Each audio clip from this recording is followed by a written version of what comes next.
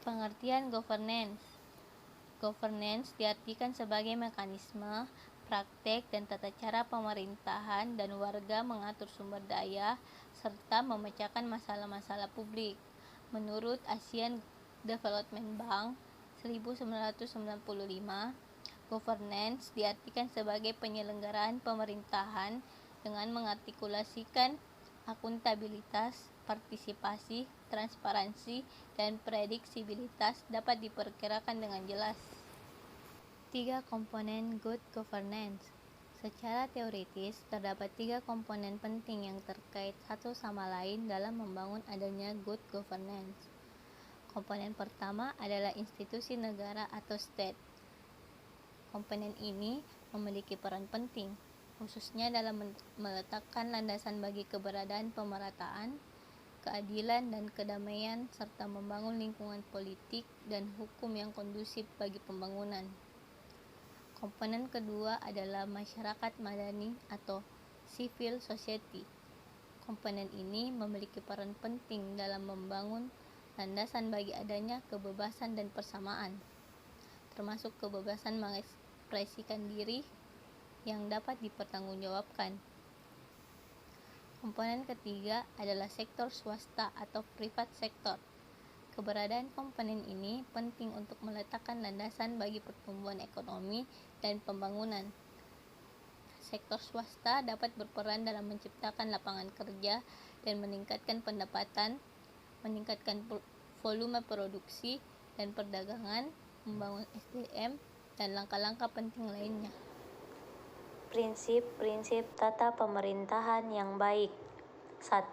Participation atau partisipasi. Semua pria dan wanita mempunyai suara dalam pengambilan keputusan, baik secara langsung maupun melalui lembaga-lembaga perwakilan sah yang mewakili kepentingan mereka. Partisipasi menyeluruh tersebut dibangun berdasarkan kebebasan berkumpul dan mengungkapkan pendapat, serta kapasitas untuk berpartisipasi secara konstruktif. 2. Rule of law. Kerangka hukum harus adil dan diperlakukan tanpa pandang bulu, terutama hukum-hukum yang menyangkut hak asasi manusia. Menurut Santosa, setidaknya konsep rule of law harus memenuhi karakter-karakter, yaitu 1. Supremasi hukum, 2. Kepastian hukum, 3. Hukum yang responsif, 4. Penegakan hukum yang konsisten dan non-diskriminatif, 5. Keberadaan independensi peradilan. 3. Transparansi. Transparansi dibangun atas arus informasi yang bebas. Seluruh proses pemerintahan, lembaga-lembaga, dan informasi perlu dapat diakses oleh pihak-pihak yang berkepentingan, dan informasi yang tersedia harus memadai agar dapat dimengerti dan dipantau. 4. Responsif. Lembaga-lembaga dan seluruh proses pemerintahan harus berusaha melayani semua pihak yang berkepentingan (masyarakat). 5. Consensus orientation. Tata pemerintahan yang baik menjembatani kepentingan-kepentingan yang berbeda demi terbangunnya suatu konsensus menyeluruh dalam hal apa yang terbaik bagi kelompok-kelompok masyarakat, dan bila mungkin konsensus dalam hal kebijakan-kebijakan dan prosedur-prosedur, contohnya melalui forum musyawarah. 6. Equity atau kesetaraan, di mana semua pria dan wanita mempunyai kesempatan memperbaiki atau mempertahankan kesejahteraan mereka. 7.